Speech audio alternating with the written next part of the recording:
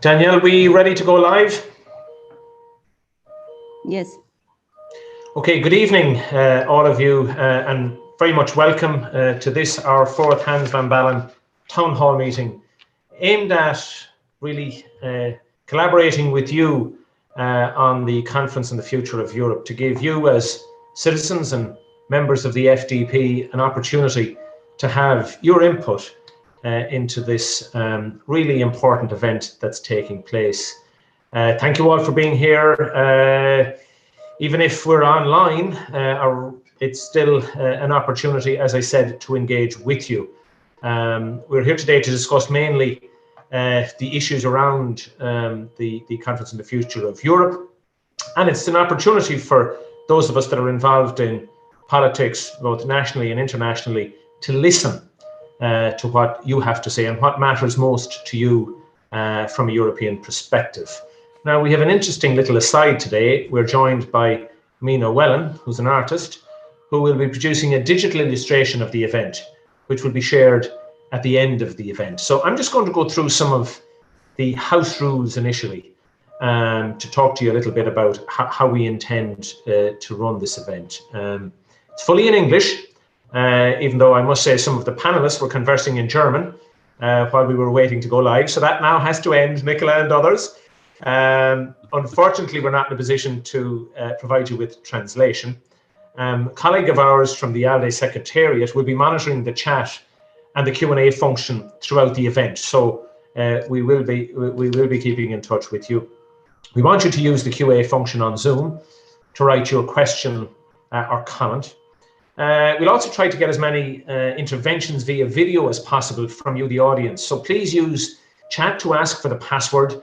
And we'll provide you with it, and it will allow you to send on a little video Snapchat to us so that we can try to bring that to you.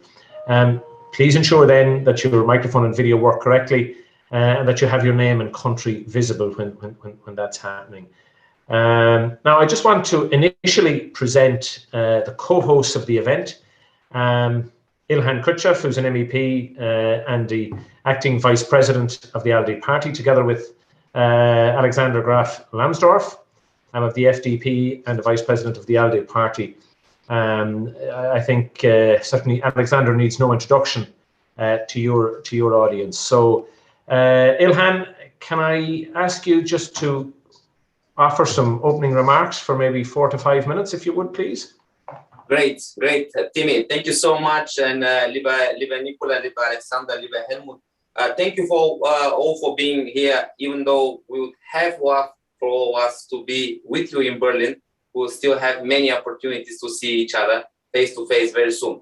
We are here for a fourth town hall meeting on the future of Europe, named after the late President Hans van Baalen, a great European, who was immensely passionate about this issue. We are doing this town hall to put European citizens at the center of debate on the future of Europe.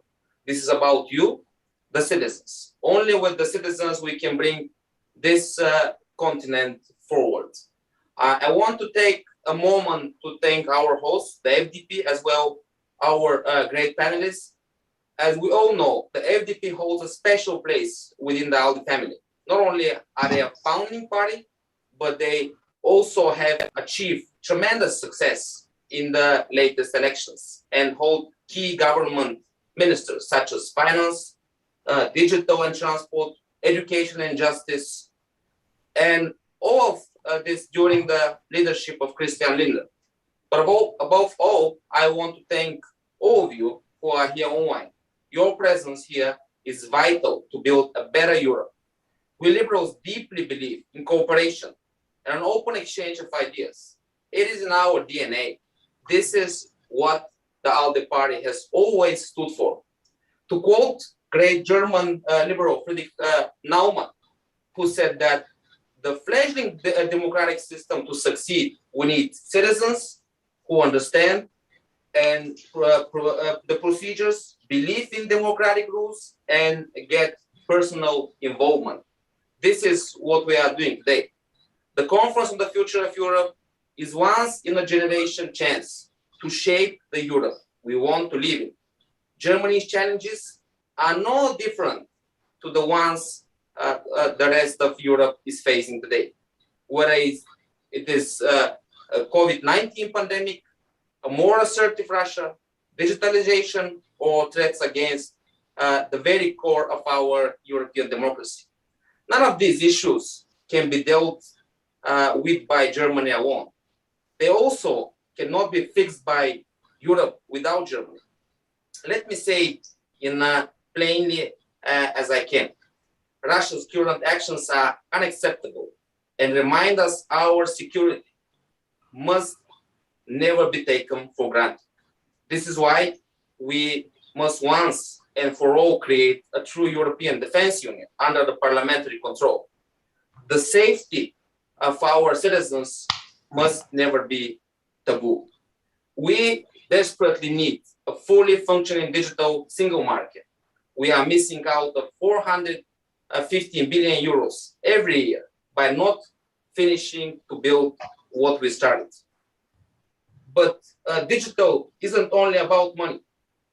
How many Pegasus spyware scandals will we endure before we do something about it? Tackling cybersecurity is an essential pillar for protecting our democracies. Not only do we condemn the misuse of surveillance tools, but we must blacklist the companies that own the spyware, the NSO group. What is illegal offline must be not tolerated online. We saw how important this was during the first months of the pandemic. The Digital Service Act is a step in the right direction. And on European democracy, more broadly, quite simply, we have more work to do, to talk more about Europe and to make sure that work that happens in Brussels not just remains in Brussels. Increase visibility and activity that benefit citizens, break down the rhetorical walls, increase partnerships with national parliament, and yes, even introduce transnational lists for the European elections. Let us not waste a historic opportunity as we move forward with these discussions today. Let us reflect on the fact this conference is about the Europe we want to live for our children and grandchildren.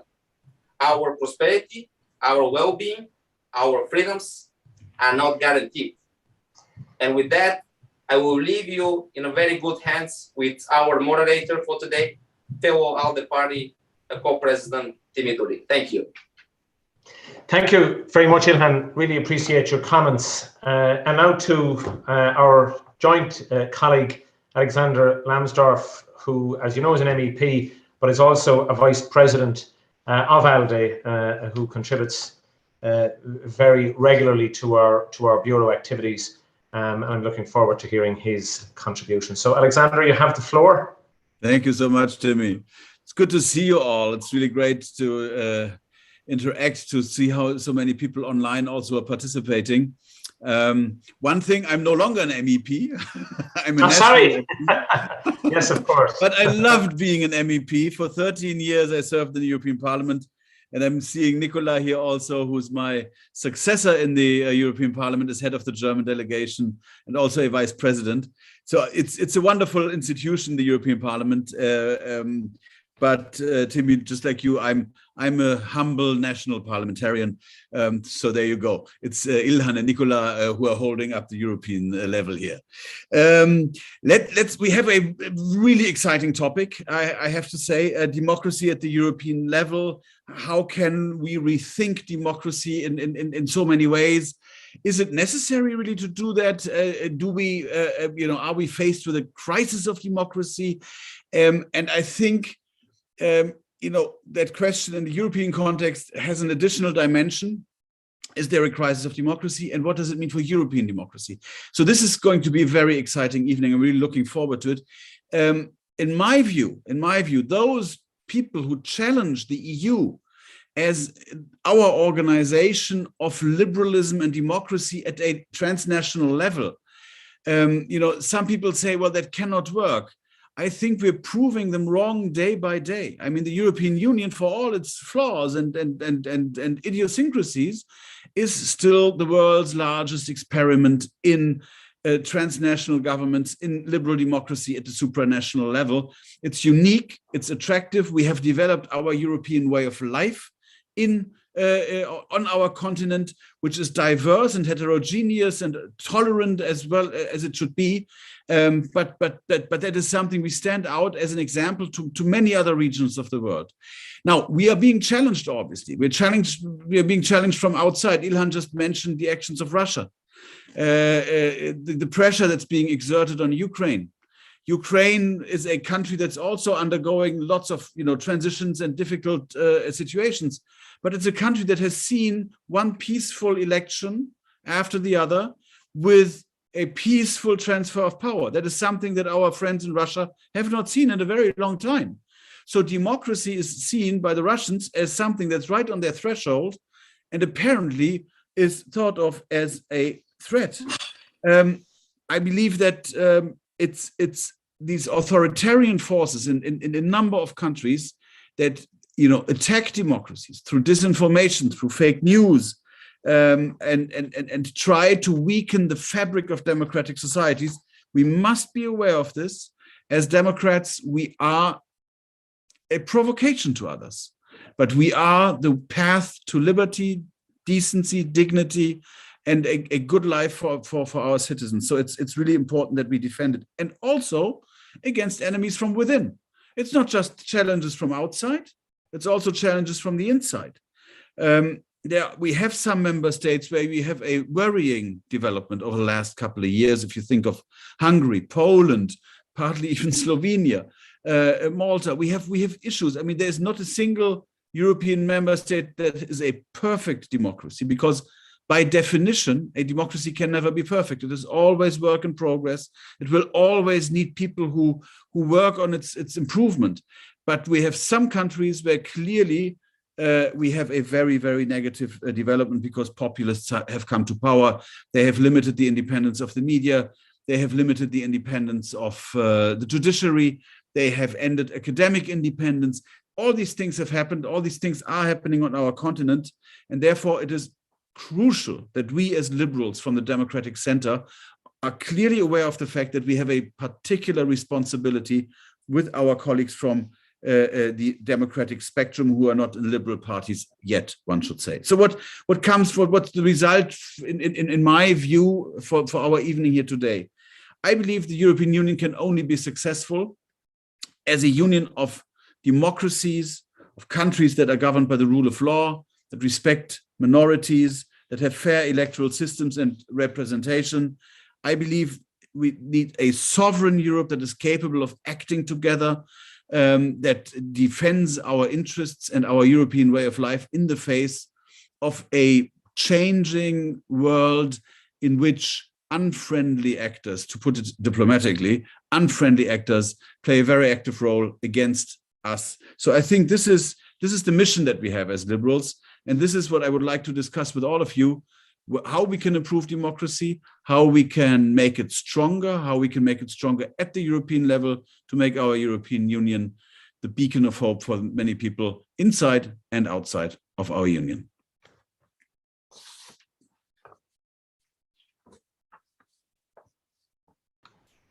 Alexander, thank you so much, and my apologies for misrepresentation at the beginning. Of course, I had returned to national parliament, having had a very successful career at European level, and of course you were drafted back to be part of rebuilding the party, and that you certainly did, and you've been really successful. I had the pleasure of being in Berlin on the night of your results, and I have to say, it was well recognized by all concerned, the role that you had played in rebuilding the party. But of course I see you so regularly in Brussels because you're on our bureau. So it seems like you've had the active bilocation. You've been in both places and working really hard. So thanks for everything that you do there. We're now moving to our first poll. So you're going to have to bear with me because this is something new for me as a moderator to work through, but I'm reliably informed by the ALDE Secretariat, who are who are minions in the background milling away to make sure that everything will work perfectly. So we're using Mentimer, and as I said, a colleague of mine in the ALDE-Partei will share his screen now with the question, the instructions involved, and then the results will be displayed on screen. So if you just bear with us while we get that up on screen, and you can see what we're trying to do here. So there's a number of headings: jobs, growth and innovation, climate change and sustainability, immigration and asylum, EU's role in the global stage, EU democracy, rule of law and human rights. So you got to go to www.menti.com on your computer or on your phone. There's a poll code, and it's 24739913, if that's not visible to you. 24739913. And for you, if you just rate what, from your perspective, is the in an order of importance. Okay, so we're getting results. Okay, so now that seems to me that we've one from each. Okay, so I'm going to give a little time for this because you know, some people will be logging on from different devices. Just I have to say that this is really cool. Yeah, this is nice. It's a live poll. Never seen that. Colors.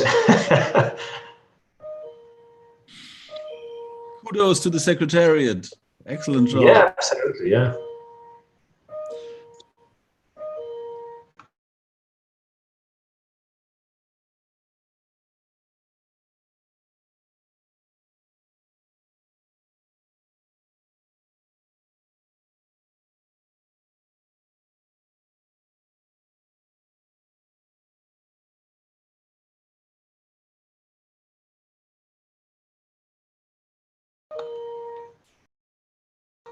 So we're still recording votes, so I'm going to leave it open for another couple of minutes. If anybody's having difficulty, you might just, you know, make a comment in the chat box so that we can try to help you if you're having difficulty logging in.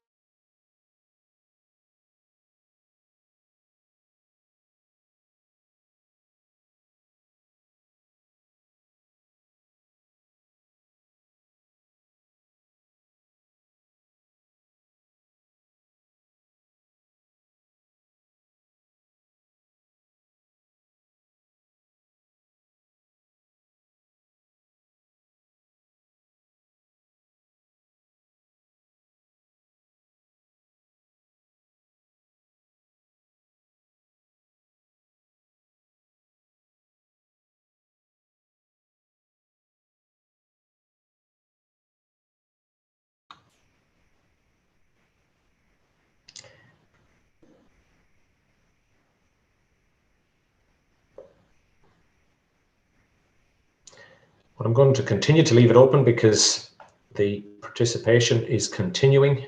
We're slowly but surely getting more people involved. So thank you for this.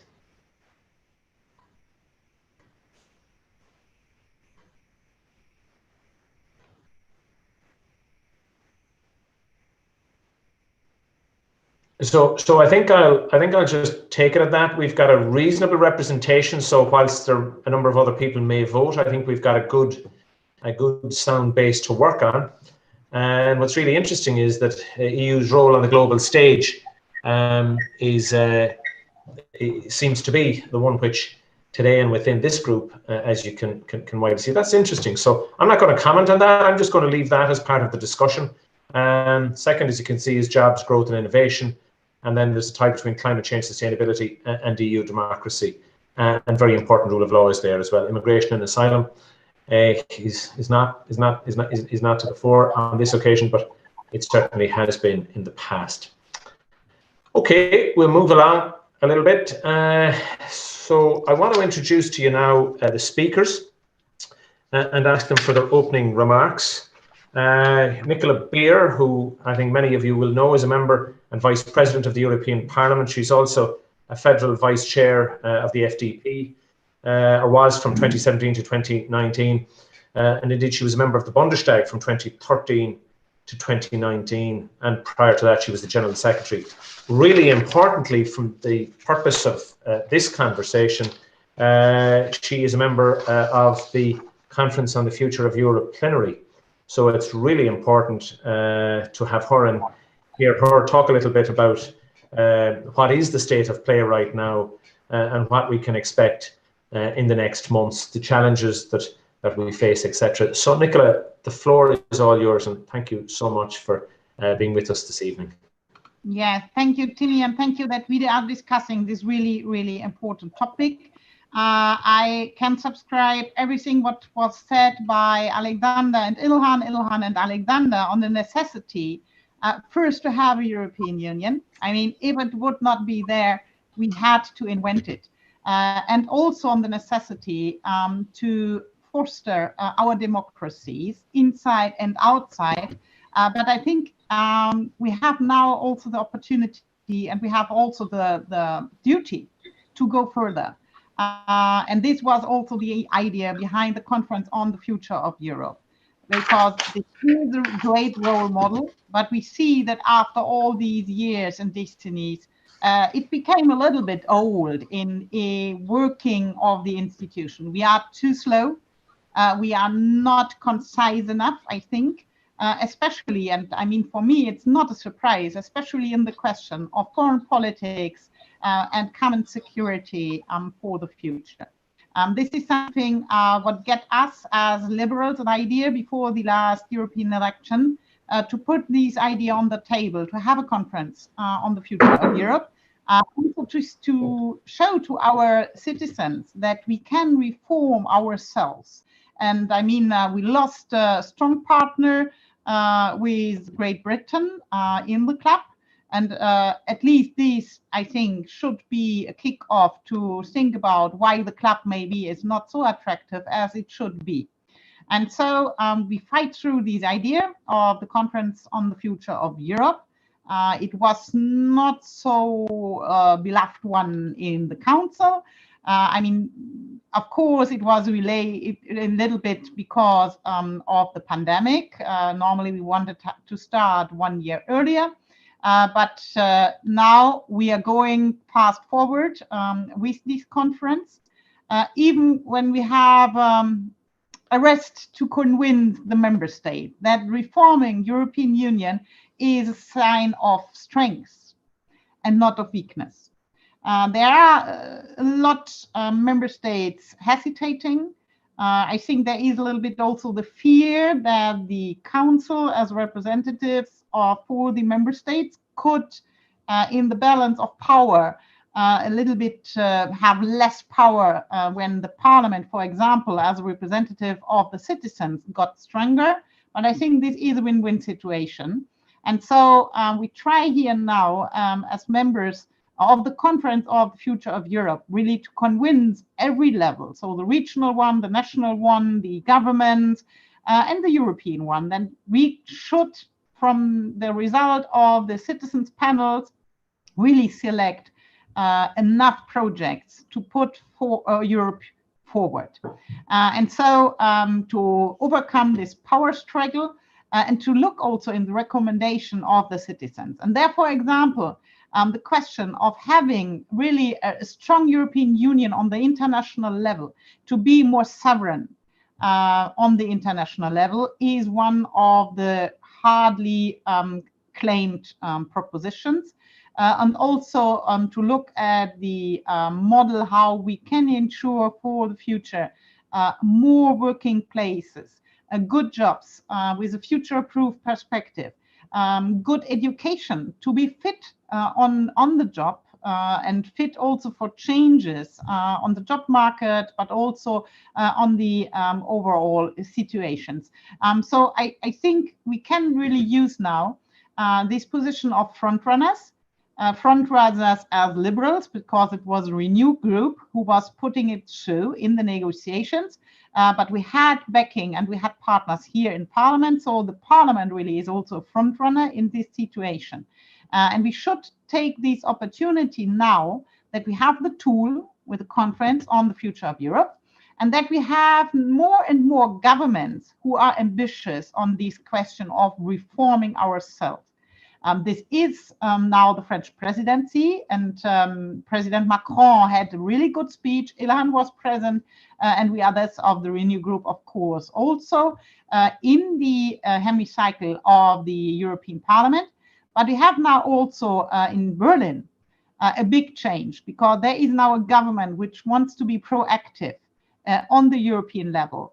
When before I would have described the big coalition in Germany more as a sleeping giant without answers to the proposals, not only coming from Paris, but especially from Paris. So we have now a coalition treaty of the new German government, which especially claims that this conference of the future of Europe has to be a success, and especially claims strengthening European Parliament as a representative of the European citizens. And I think we should take these two possibilities now with the tool of the conference to go forward. I think we have especially the chance in this topic, which was also here voted as one of the most important, to get a solution on that. We see that really foreign affairs, common security, is a topic which nobody of our member states can solve at its own. And we have, I think, the opportunity now, and also the necessity, to formulate more common strategies towards Russia, towards China, towards other topics in this domain, and then to give our High Representative really a strong mandate to act, so that he becomes more and more a sort of foreign minister for the European Union, with a qualified majority voting in the Council, of course, but really going forward. So that's this just as an example, because this was the highest in the votings in the polls quite yet. I think that we have the chance, but we have also the duty now to deliver. We will not be able to take every proposition from the citizens on board, but we see where the weight is in the propositions. I really hope, and this is not for granted, we have to work on it, but I really hope, and I will work for, that we have good political conclusions from the discussions in the conference on the future of Europe, that the result of these conclusions will be an action plan, maybe with short-term, middle-term, and long-term projects, but really with projects we want to realize. And then at the end, I have a dream. I have the dream that this conference could be the kick-off for a convent on the European Constitution. I know that a lot of member states have problems with these constitutional questions, and maybe we have first to tackle the easier topics which are in the list of the proposals. But when we have realized those, I'm really hoping that we also go for this dream to have a European Constitution which puts the citizens and not the institutions in the center of our work, so that these constitutions is starting with the citizens' rights and then defining our institutional work, and not the other way around, like, for example, in the Lisbon Treaty. Thank you.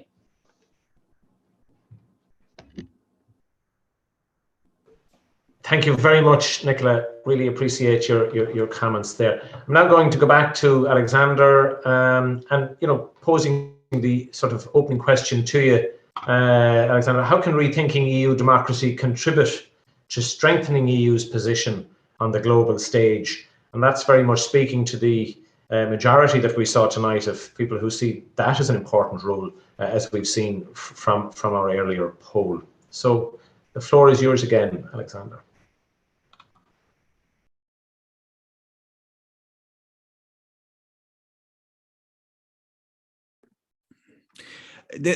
This is I'll be brief on this occasion, because there's only one term that really connects the two: the internal democracy and our external role, and that is credibility.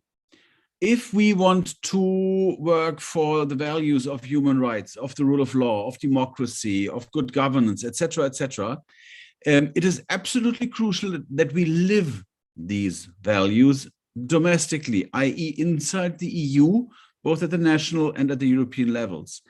And when, I've been active in election observation missions in Asia, in Africa, and, very often it's the way people look at us and the image the European Union has is one of a functioning democracy. But then when things started to go awry in Hungary, the first people came and asked, well, this is not going well and that is not going well, and you're not living up to your own values. So why do you believe you would be credible in telling us how we should run our countries? And so therefore, enhancing our global role presupposes a functioning and a strengthening of our democracy. And some of the issues that have just been mentioned, Ilhan, for example, mentioned the European lists. I prefer European lists to transnational lists. Transnational, to me, sounds so technocratic, but a European list, that's something that I used transnational. Ilhan, don't take it the wrong way. I used transnational lists for years until I noticed that people don't know what we mean by that. But when we say European lists, they instantly understand. So this is something, for example, if we manage to do this for the next European elections, it's going to add an element of European democracy to our fabric. And I think that's how we strengthen our democracy and how we strengthen our credibility, which in turn enhances our global role.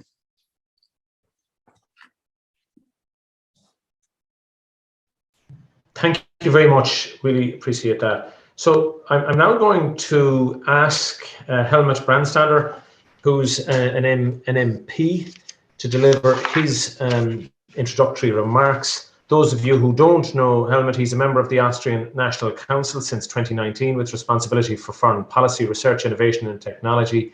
And indeed, he is NEAS a spokesperson and coordinator on these issues. Prior to that, Helmut was a journalist from 2010 to 2019. He worked at the daily newspaper Courier, first as publisher, and after that as editor-in-chief. And in addition, he has authored several publications. So, Helmut, the floor is yours. And we're going to ask you to talk about, as we've already identified for you, what is the role of the EU to ensure a cyber-resilient post-pandemic recovery, and how we can benefit from new technologies in building this resilience. Helmut. Thank you very much. Good evening, everybody.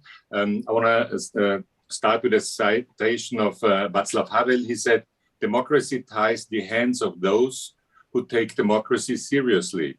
And obviously he lived in pre-digital times, but in digital times, this is even more the case. And of course, we had hybrid wars in pre-digital times. And I was a correspondent for Austrian television in Germany in the 1980s, and I followed a lot of peace demonstrations.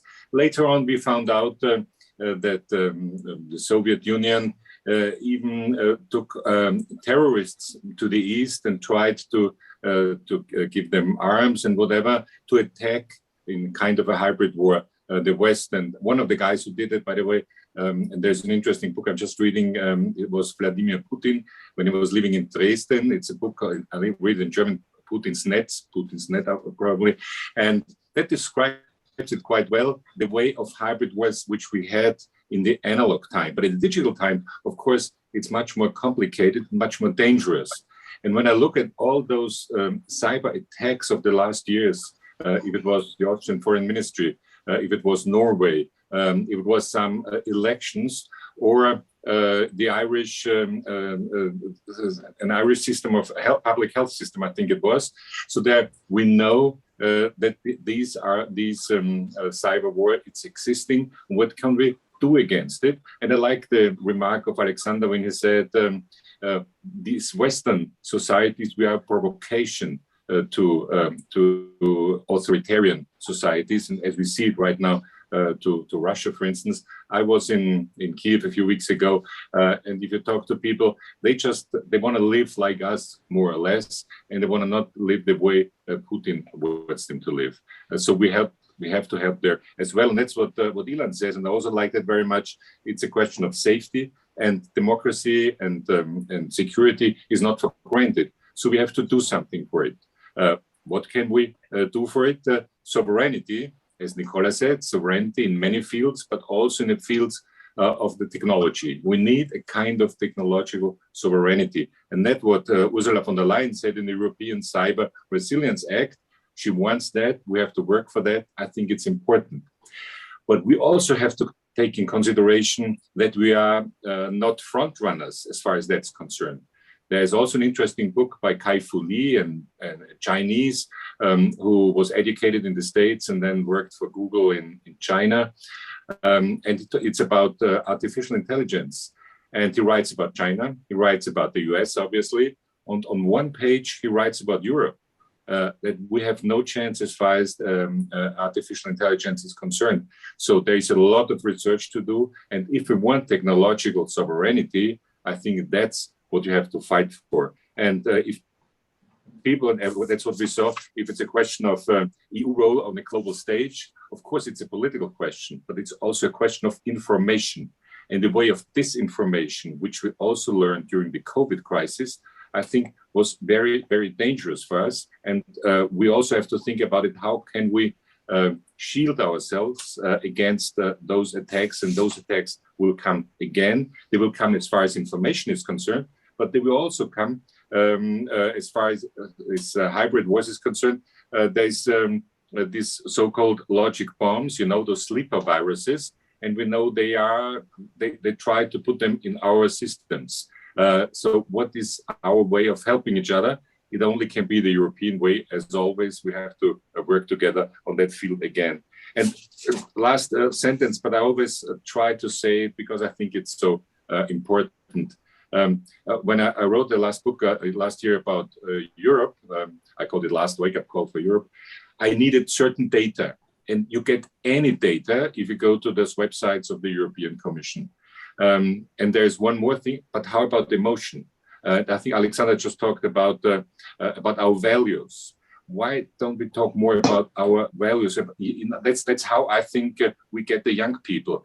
These values you can live in Europe, in a few other states around the world, but especially in Europe, you only have fear. And we have it out of our history. We know our history. And for me, it's still a very emotional thing to be European. Since the time when I was a stagiaire in 1981 in Brussels, I'm this dedicated European because I know the history, I know what we're living right now. And I think that's our chance. Safety on the one hand side, but also these values, and give people the emotion that this is the best place you can live on earth with all our possibilities we have here, but we have to defend them. Thank you very much.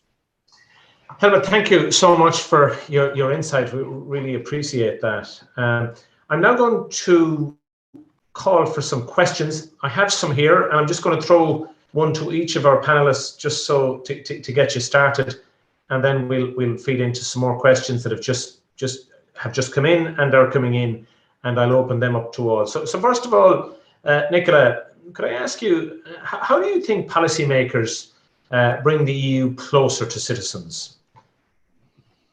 I think we have a lack of European media. We have a lot of journalists here in Brussels and in Strasbourg, but these are all national ones. So they're always looking with a national perspective. And often I know that it's not their fault that the European information gets not through in the national TV channels or in the press. Because often we are a little bit before the discussion in the member states. Yes, because we make the framework, which is then detailed in the member states to harmonize what is happening in our common union. And so I would really appreciate if we, for example, take Arte, which started as a French-German project, now has 11 different participation and collaboration partners all over the European Union, really to a European media so that people can inform themselves directly and not filtered by the national input. I think this would make it easier to be more transparent, because I know how much we do, for example, on the website of the European Parliament to inform people and citizens to come in contact, to install the digital citizen platform. And we are discussing even to go further also, after the Conference of Future has ended. But all this comes not through. And I think we also should use the normal information channels which bring the information and not only are presenting and waiting that somebody is taking them off. So my wish would be really have European media in the European Union, so that you have direct information of what is done here in Brussels, in Strasbourg, by the representatives, by the Council, by the Commission for Citizens in Europe. Thank you, Nicola. Yeah, that's interesting.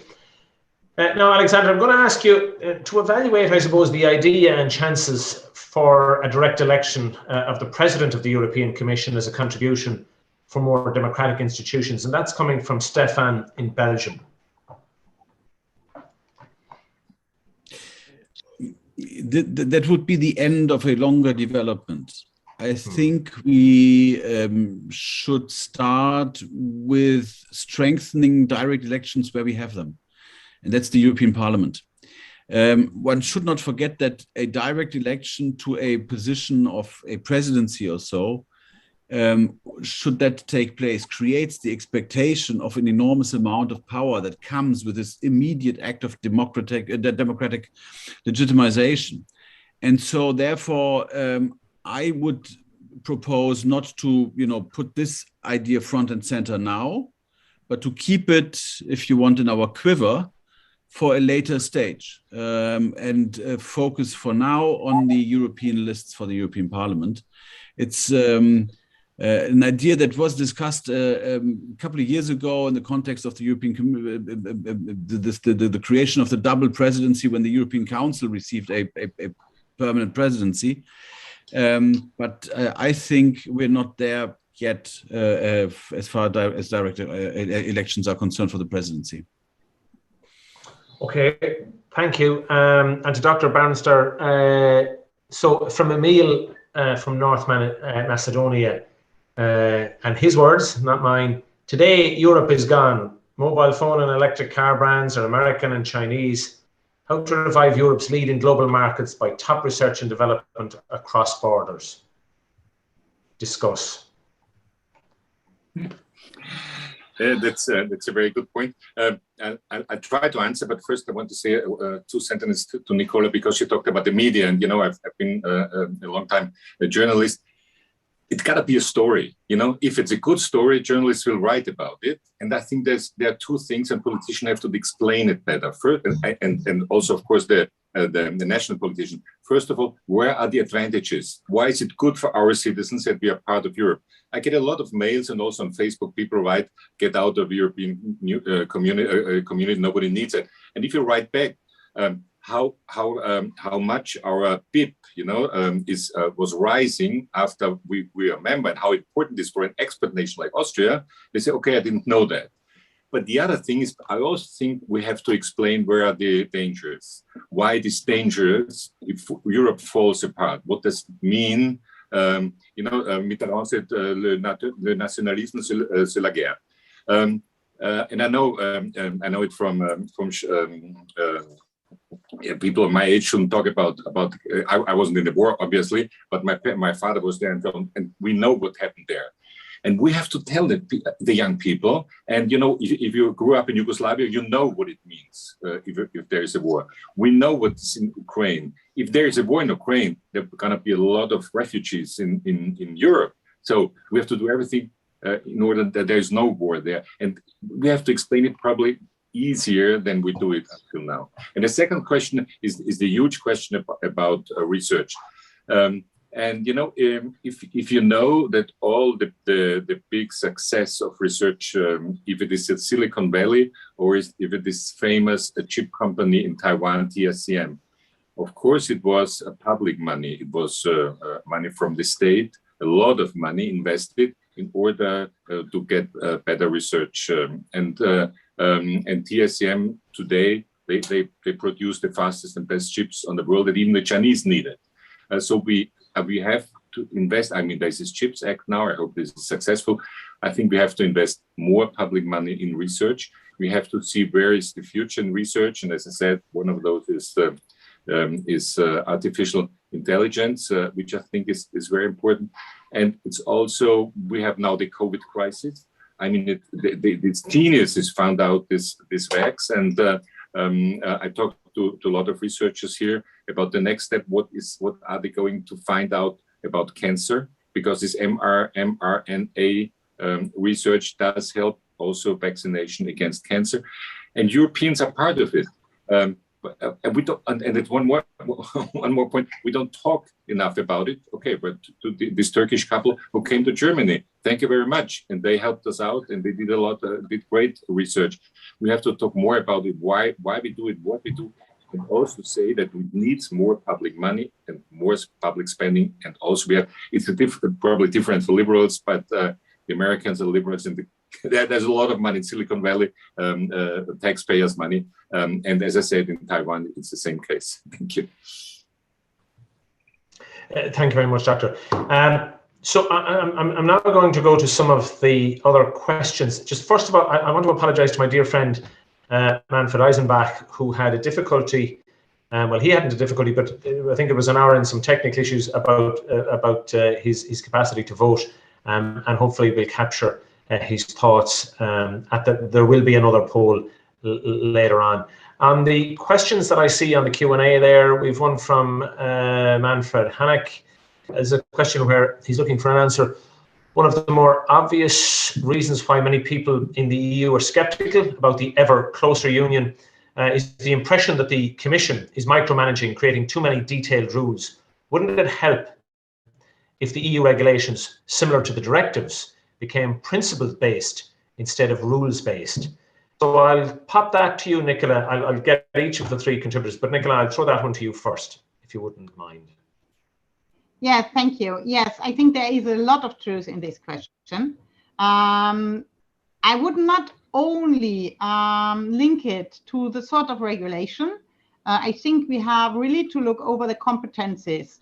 And we are not strong in those where we cannot act alone, so like foreign and security policies, and we are acting often much more detailed in cases I would leave not even to the member states, so to the national level, but even to the regional level, because they are closer to the citizens. So to look if we have shuffled it on the right level, I think would be the first thing to do. And then he is totally right. It's important to have as a union some principles, and then to go through all the different topics in the member state to spell them out, then to have a detailed regulation, and the sort of regulation have the most of problem with are the delegated acts, because there even European Parliament cannot intervene to make the proposition of the Commission better. We can only say yes or no. We have to take it as a package, and this, for example, in the ongoing discussion for the taxonomy, makes it quite difficult to spell out what European citizens, as far as I see it, wants to have as a result. Okay, thanks very much, Nicola. Alexander, would you like to comment on that question? Briefly, I basically agree with what Nicola said. There are exceptions, though. There are, for example, certain things in the single market where if you want to ensure fair competition across the member states, you need to make sure that the same rules apply. And then in these cases, I believe it is better to have a clear set of rules that everybody can apply, and that our companies, for example, do not have to learn 27 different national sets of rules. That is a point where I would say, under a single market perspective, from a single market perspective, sometimes it's better to have clear rules for everyone, rather than principles that can be modified at the national level. But this is always a case-by-case decision.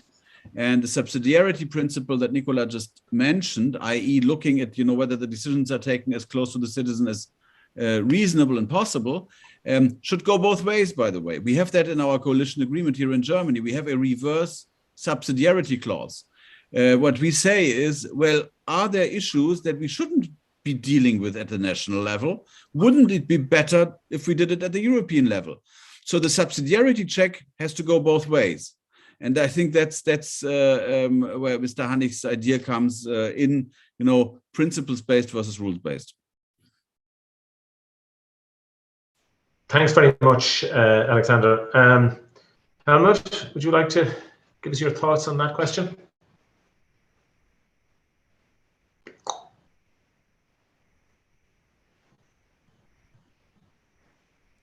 I think everything is said. No, thank you very much. Okay, thanks. You're good. You've covered that. So I'm now going to try to introduce some video contribution from those that have been in touch with us. I believe we have a video question coming in from Ricardo Silvestre. So I'm depending on the technical team from the ALDE Secretariat to introduce that. So I await, see if we can get that on screen.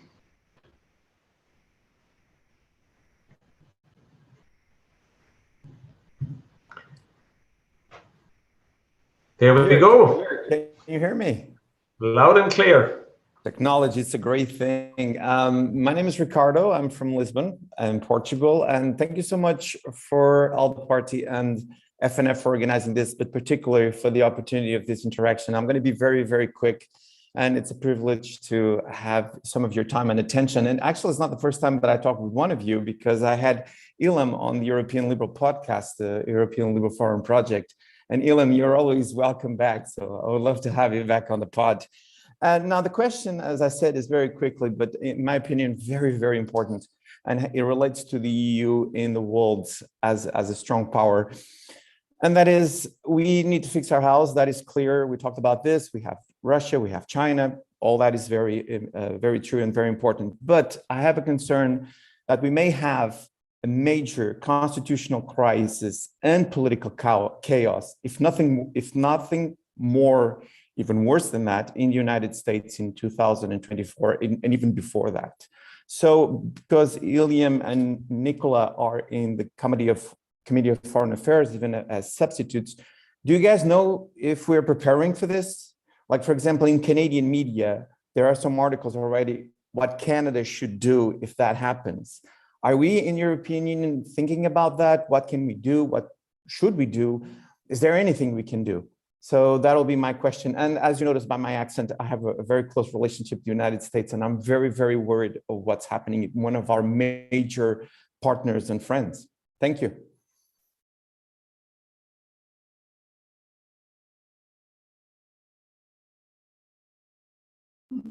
Ilham, do you want to go first, as you are a full Please, member? Nicola. Yes, thank you. I'm not, or? Please, Nicola. I was just turning on my microphone. You got in ahead of me. Well done. Okay, thank you. Yes, this is a really important question, and I think all the facets of sovereignty are important, but especially on this topic. And we saw it, I think, already with the Trump administration. For a term of a president which was not accepting that multilateralism is a solution and not a problem, who went on the international stage very aggressively towards even his partners, his value partners, who had from one moment to the other close contacts and relations with those aggressors, for which we try really to save, for example, the sovereignty also of the Ukraine or other partners who want to decide on their destiny themselves.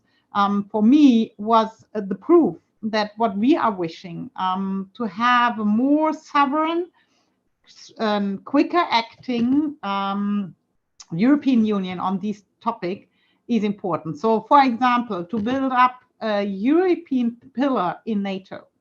So this doesn't mean that we want to weaken NATO or that we do not need our Western value partners, but to have an own and strong pillar in NATO to invest in common in our security on the cyber and also on the ground is for me a very important point. And we have also to look not only over the Atlantic, but also on the Asian part. So to have a common strategy on Asian countries, for example, to search for our value partners on the Asian continent, to have a common strategy and not 27 different ones on Africa. So a continent where we see that there is already the race, especially from the Chinese, but to build up democracies there and to have a win-win situation with those countries, to help them to install the African Union, also to make them stronger on the market, is, in my opinion, something which is not only stabilizing the situation in the world, but is also stabilizing our future possibilities for growth and wealth for our citizens. Thanks very much, Nicola. I'm just going to have to ask you to excuse the sound in the background when I'm online, because I'm in the Parliament buildings and there's a vote being called. I'm okay, I don't have to go to this one. I'm paired, but that is the bell tolling, all right. Alexander, do you want to have a shot at that question? I'll happily pass it to Ilhan, who has raised his hand, but not without congratulating our Portuguese friends for the brilliant election result. I mean, incredible. Increasing your membership of parliament 8-fold. Okay, you started with 1, but it's amazing. I mean, we were so happy to see that now with 8 MPs. That gives liberalism in Portugal, I think, for the first time, a real structure. It's great. So, Ricardo, thumbs up to you. But I pass on the answer to Ilhan because he's been waiting for that. If that's okay, Timmy. Apologies, I didn't see Ilhan's hand up, but Timmy, I think was technically raised by the people from the Secretariat, but I don't have to add much because already Nicola gave a good overview to the question. But again, Initiativa Liberal, as Alexander said, made a great result. So looking forward. Not to complicate your moderation, Timmy. Thank you, Ilhan. Really appreciate that. We're working well on this one. Dr. Barnstetter, you want to answer that? Yeah. Muito obrigado, gosto de Lisboa. That's what I wanted to say at the beginning. I think that is a very good point for that, what I said before, advantages and dangers. We have to explain to the European public where the dangers are. And this is a very dangerous situation. We don't know what's happening in the United States, but we all read what's happening in different parts of the United States. And so we have to explain to the Europeans that if we talk about safety, we have to talk about European safety. And that means that we have to do it together. And Austria is a neutral country. Our neutrality made sense in 1955.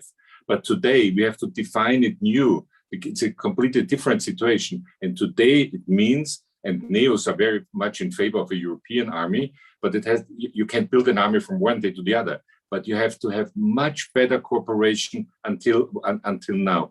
And this is something which we also have to explain emotionally.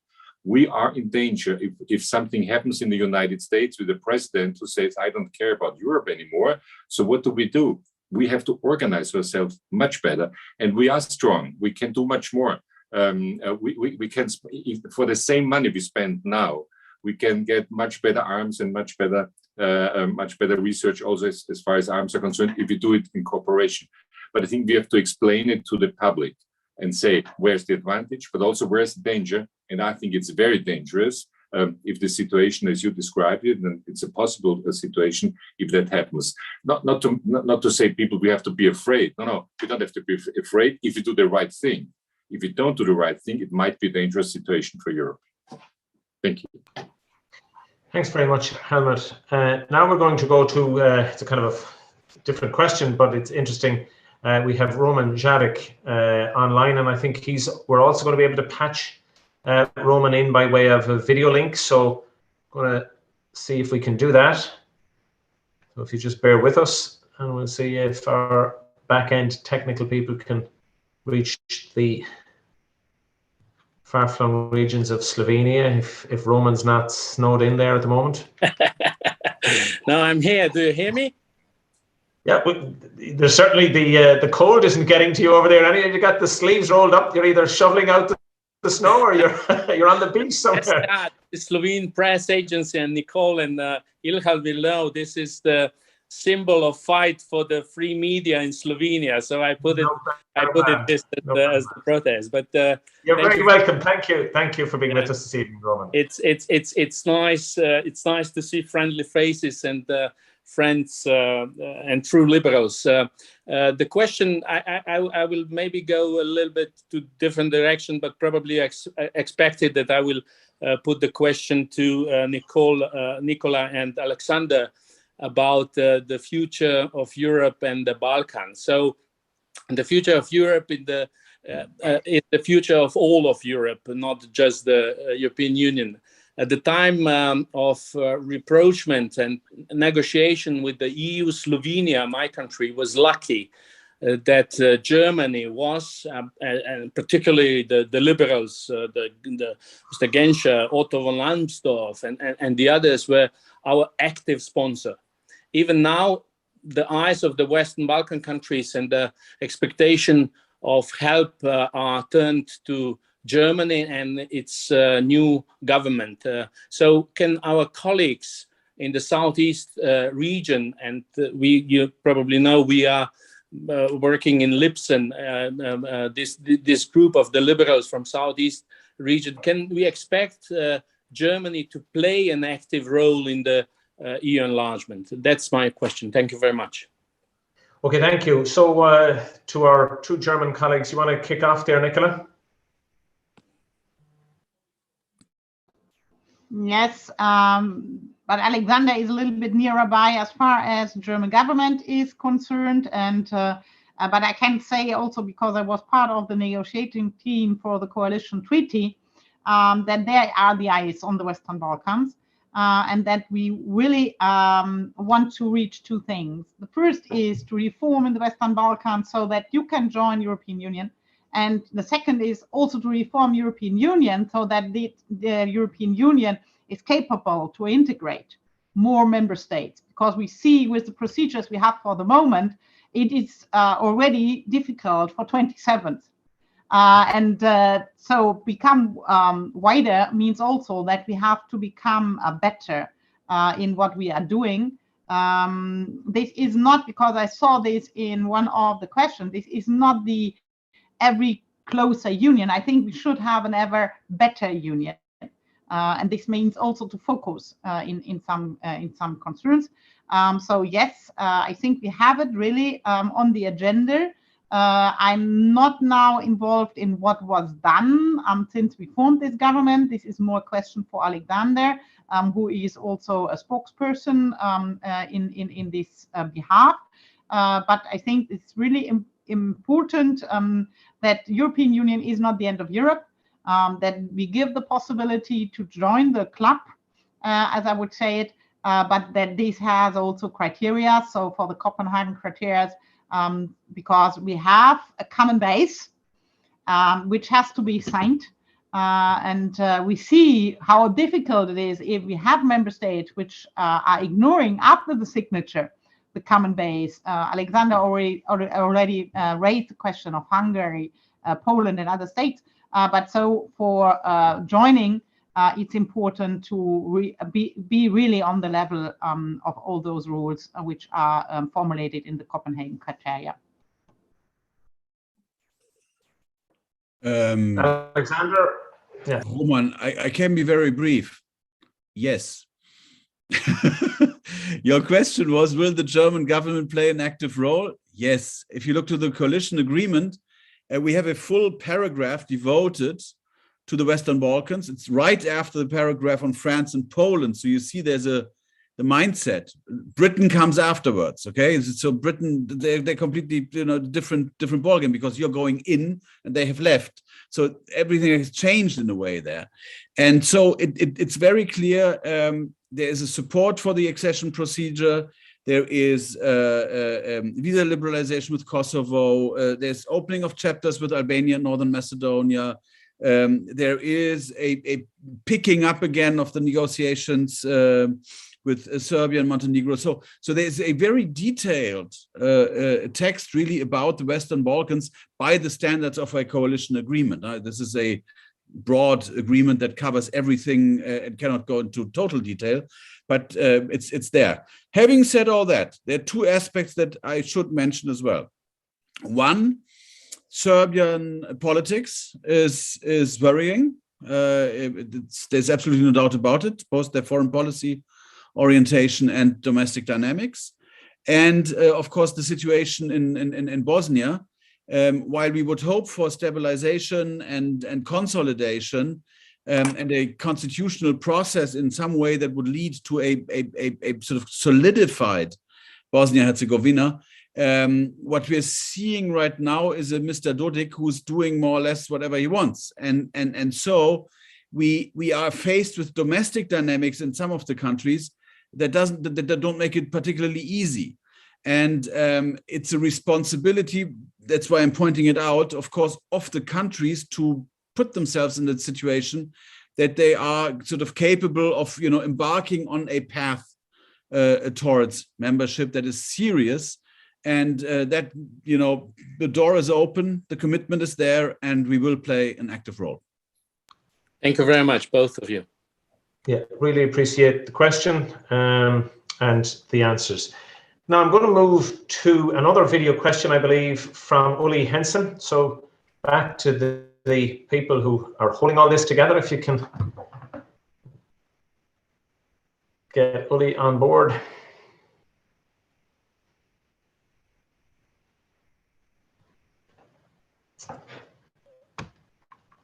If we're having a difficulty getting Uli in, I'll just give it another minute. If not, I'll ask the question because it is in the question lineup. Bear with me. See if we can get Uli online. Uli, I think you're in. Yes, can you hear me? Loud and clear. Thank you very much. I'm going to a pretty basic question, actually, regarding democracy and what Nicolas Baer said. First of all, we have to think about how decisions in the EU are perceived by the people living in the EU. And I'm kind of, I'm not happy with the fact that Ursula von der Leyen became head of the European Commission, while actually no voter thought that she is a candidate. She didn't participate in the election.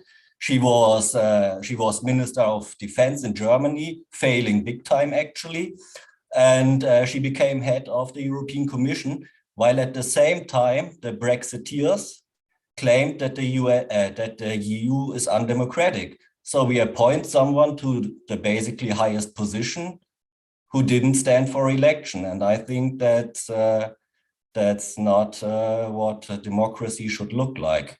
That's one thing, and the other thing regarding democracy is the classic. We have likely 20% women in political parties, or 25. Now, if you have the goal on having 50% women representation, that means that women are privileged towards men by the factor of 2.5, which is pretty unfair. And considering that there are basically only laws that privilege women, it sounds basically insane. There is no law that privileges men, no. So there's no reason to claim that we need more women and discriminate against men for it. And to make one thing abundantly clear, if one group is underrepresented in one area, it doesn't mean that this group is disadvantaged, because the same group may have a higher representation in another level.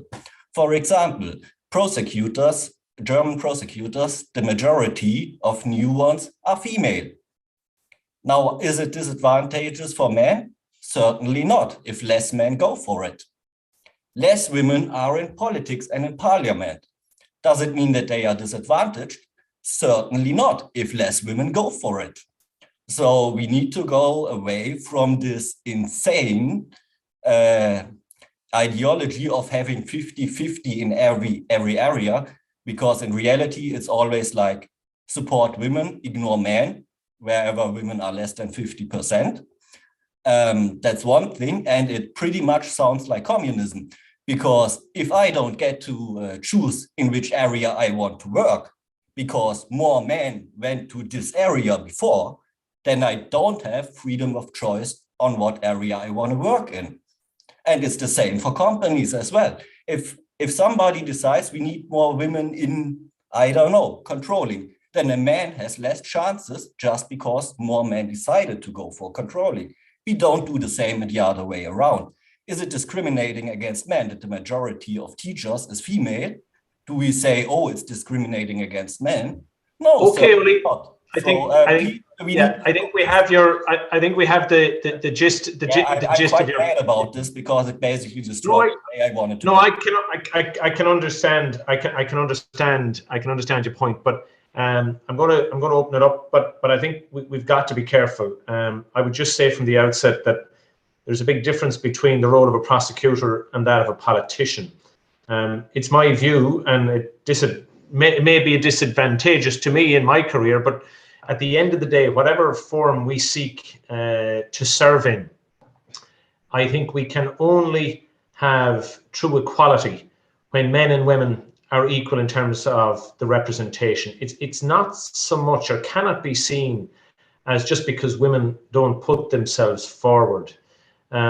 It has been, in my view, difficult for women to engage in politics for many reasons, which I don't intend to get into here. But I think as a civil society, where particularly coming as we do from a Liberal Party, we've got to, in my view, create every opportunity to bring people from all sides to the table, because at the end of the day, society will be benefited by having a broad cross-representation of people from minorities, and certainly across Europe, across the world, men and women are in equal numbers. And I think it would be wrong of us not to continue with the quest to try to ensure that we have an equality of numbers across the genders in representative politics. Because at the end of the day, the politicians are attempting to put in place, the fundamental building blocks for society at all levels, and that can only be enhanced by having an equality of esteem across the board. So I would have to say, Uli, and I don't say this lightly, I would disagree fundamentally with the position that you have advanced. But I'm going to open it up to our guests to talk. So Nicola, no better person than yourself to address that question initially. Yeah, thank you. As I'm the female quota here on that panel, I will take one question after the other. First question on the Ursula von der Leyen case. Yes, of course, it was disappointing. It was disappointing, I think, for every voter. It was especially disappointing for us as a Liberal family, because we went for Margrethe Vestager as our Spitzencandidate in the Team Europe we built for the European election, as there were no European lists existing. We have this European team to make visible that we have European solution and not only nationalists. It went out because the treaties made it possible. There was no majority for Margrethe in the council. There was no majority for the other heads of the lists of the different parties in the council. And then it turned out that von der Leyen, in a package with 4 other functions of the top jobs, came out as a result. I think we have to prevent this for the next election. And this is why we are going for having a combination of the European list with the Spitzencandidate model. This doesn't mean that the strongest European party gets the seat of the president of the Commission, but that there has to be a majority within the parliament. I hope to be it within the parliament, or at least in the council, for one of those who were really running for the elections, and not nowhere. So this for your first question, but this will have, we are fighting for a majority for this in the conference on the future of Europe. And for the second question, which would be able to fill up really a whole evening on that, maybe so far. I'm now here working after having experiences on the regional level, on the national level, now on the European level. I'm working in a parliamentarian group which has 48 women out of 101. And this makes something in policy making. I know it from the regional and from the national level with the 55 or maybe 30% you were quoting. And I think we have, as I'm not a fan of mandatory quotas, but we have to think it over. Why in a 50-50 society, there are not enough women going for politics, for example. I'm mentoring in a mentoring program for women over 15 years now. And I know that the reasons are really diverse, but I see that the result is better if we have really gender equality. I'm not going for disadvantaging one of the genders. I'm just searching for a way to make it easy to have the access for really good people. And I think it's a mixture of that. So it's a question of gender equality I'm going for, and looking about the different reasons why gender equality in the different parts we were citing are not yet fulfilled. This can, in one term, goes for the female sex, and in the other one, for example, I was always championing for more male colleagues in education system, because I think that is an important role model for our children, from the little ones up to the elder ones, so that we have a really sound mixture in that. And this has to be worked out without mandatory quota, but with really good models to make it easier for a man to work in a kindergarten and for a woman to have a high position in politics. Thanks very much, Nicola. And I'm recognizing now that we have about 10 or 12 minutes to wrap up, and we've quite a few questions. So I'm going to proceed on, and I'm not going to ask each of the panelists to answer each question. So I'm just going to divide it up as we go. So I'll thank you for that one, Nicola. The next question that I see that's somewhat interesting from Jessica Elanco. Macron is replacing Merkel as the leader. What are the risks and opportunities? So I'm going to go to our Austrian friend to answer that rather than put either of our two German colleagues on the spot. So Helmut, you might take that question, please. So Macron is replacing Merkel as the leader. What are the risks and opportunities? I'm sorry, I really didn't answer. What the risk of opportunity of being what kind of leader? No, what are the risks and opportunities from Macron replacing Merkel as effectively the European leader? That's an interesting question. You know, I'm Kohl Mitterrand generation, and it was fascinating to watch those two people. And of course, we always said Germans and French have to work together. But I also always quote the quote that says, Paul-Henri Spaak, who said in Europe there are only small nations and small nations who don't yet know that they're small nations. So of course Germany is big, France is big, but no, they both are not big enough to lead Europe alone. So I think we need Germany and France, but we need all the other countries to work together. And it's of course also a question of personality.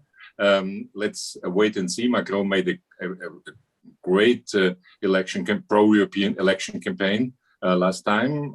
I hope he'll do the same, and then he will be very important. But I remember his speech. Was it the speech at the university where he talked about also the force de frappe and possibilities to have it for Europe and together and so on and so forth. Very complicated, very complicated. I think he has to be very clear, and then we'll have the discussion how this European security will work out together. But there is no one leader for Europe, so there's all the countries to work together. Yeah, great. Thanks very much. Now I'm going to go to a question from Lasse Becker, and it's a question to Nicola and Ilhan. If Ilhan is online, I'll pass it to him since I've already had Nicola in. With regard to the remark that not enough European media presence, isn't it the EP itself, the European Parliament itself, that's limiting its visibility all over Europe by giving that many days in Brussels, Strasbourg, instead of in the electoral districts around Europe, the EP has 100 session days more than the US Congress per year, if I'm not mistaken. That's from Leslie. So Ilhan, you want to have a pop at that? Right. And yes, I do agree. This was one of our concerns during the conference on the future of Europe. And our advice from the Renew group was, let's build a media strategy. Let's have a communication strategy if we want to explore the potential of our ideas, and not only to listen the pro-European forces, but also to open a fora for anti-European forces if you want to go forward with key reforms. And here I would strongly emphasize that it's important to work with the conventional media, as we say, with well-known outlets, but also we live in a new reality. Today, younger generation is in TikTok, is on social media. So we have to learn how to engage with them as well. And I'm sure Nicola will mention it, but we just finished this week our strategy how to work with the younger generation and how to build a real caucus and to engage with the youngsters when it comes to 2024 elections. And for that, we need different tools. For that, we need certainly a different approach. And we think that should be one of our aims in tackling the problems, but also giving opportunities, as was one of the main slogans for FDP. We have to make Europe a chance continent. We have to give opportunities for younger generation. Thank you very much, Ilhan. And now going to go to another German contributor, my good friend Rudi Rentschler of FDP Germany. And Rudi has asked, how could we get the proposal of Macron on legal abortion in the Charter of Fundamental European Rights? Alexander, I'll ask you to try to respond to that if you can, please.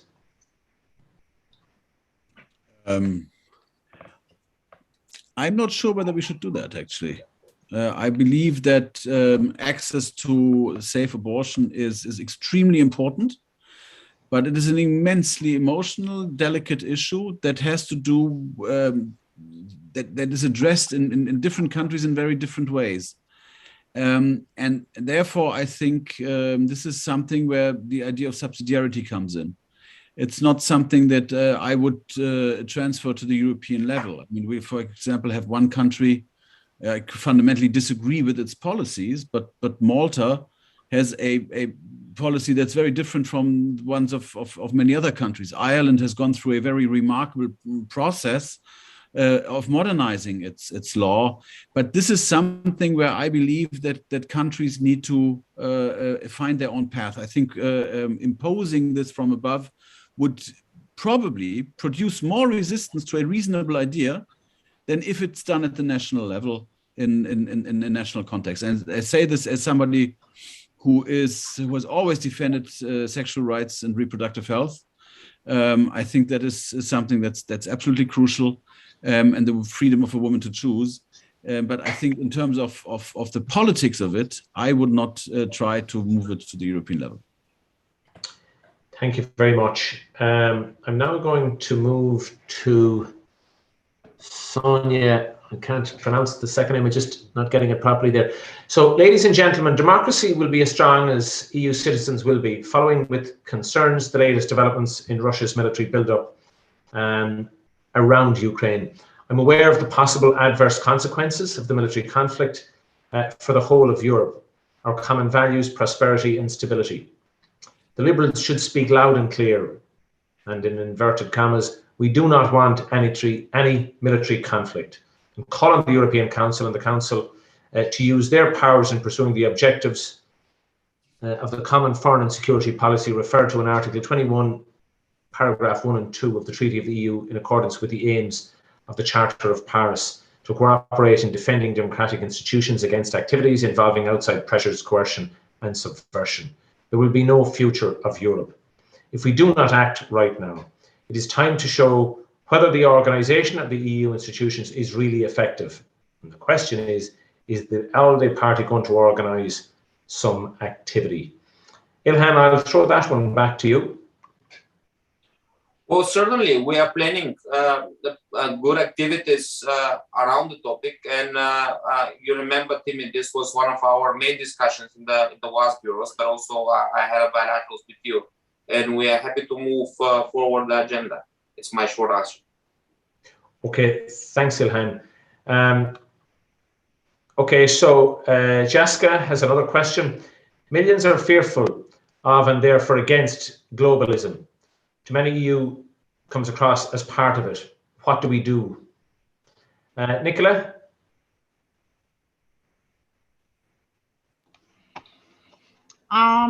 Yes, I know that there are a lot of concerns and fears, but I think the answer is what Helmut Brandstätter explained the whole evening, and that we have to explain that there is no alternative on going in a multilateral way.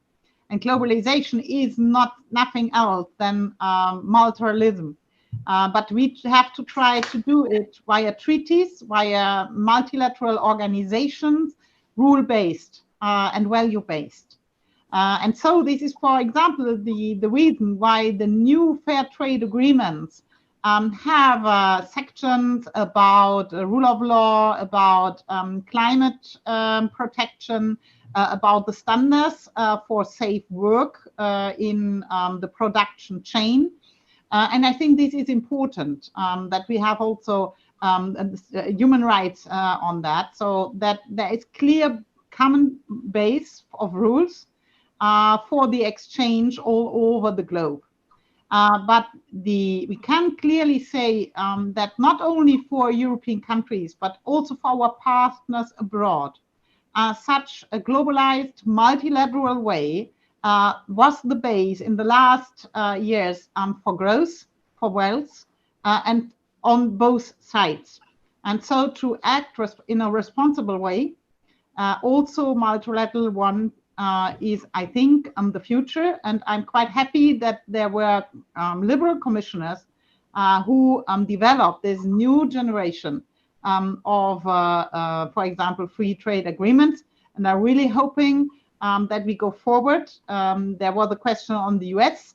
I think everybody would have laughed if we would have had a treaty with the US on that when Trump came into office. And so I think this is the future to explain what we are doing, because I think this is the best alternative what we develop in the future time. May I add just one point? I think to foster regional organizations is important. You know, from Vienna, it's just an hour to Bratislava. If you live in Vorarlberg, you live in the Bodensee region. I think we have to explain better to people that they live in a region and they work together inside Europe, and then they live in this region. It's not the nation, it's the region where they live, where they have their relatives, their friends, and where they have their jobs, and so on and so forth. And I think that's growing slowly but surely, but it's important, and I think it's a very good answer to what people think danger of globalism. Now, ladies and gentlemen and guests, we didn't get a chance to do that final poll because I think we'd had such really good questions and I had a great contribution from our guest speakers. I just want to draw this event to a conclusion to thank you so much for participating, all of you who could be with us. To Nicola, to Alexander, and to Helmut, I want to sincerely thank you on behalf of myself and Ilhan as co-presidents of the ALDE party. I want to thank Ilhan for his contribution earlier. And I really want to thank the ALDE Secretariat and Danielle in particular for the work that she has done in bringing this event together. I think it deserves a round of applause, which I'm sure we will all do in a virtual way. And it would be remiss of me also in concluding not to recognize the tremendous work and effort that Hans van Baalen, the late Hans van Baalen, former president of the ALDE party, did for liberalism and did for the ALDE party over many years. And it also for his own native VVD party. I think it's right and appropriate that these series of town hall events are named in his honour. So just draw it to a conclusion. Thank you so much. Really looking forward to seeing as many of you as possible participating in the ALDE Congress, in-person Congress, which will be held in my native Dublin between June 2nd and 4th. So we would appeal to all of you to bring that family together again in the summer month of June in Dublin, where I can promise you we will give you a very warm welcome, and the Guinness will be flowing well over the course of the weekend. And whilst I know it's not necessary to teach Germans about beer, I hope to teach those of you who haven't visited about the great brew of Guinness Stout. Thank you. Thank you. Bye-bye.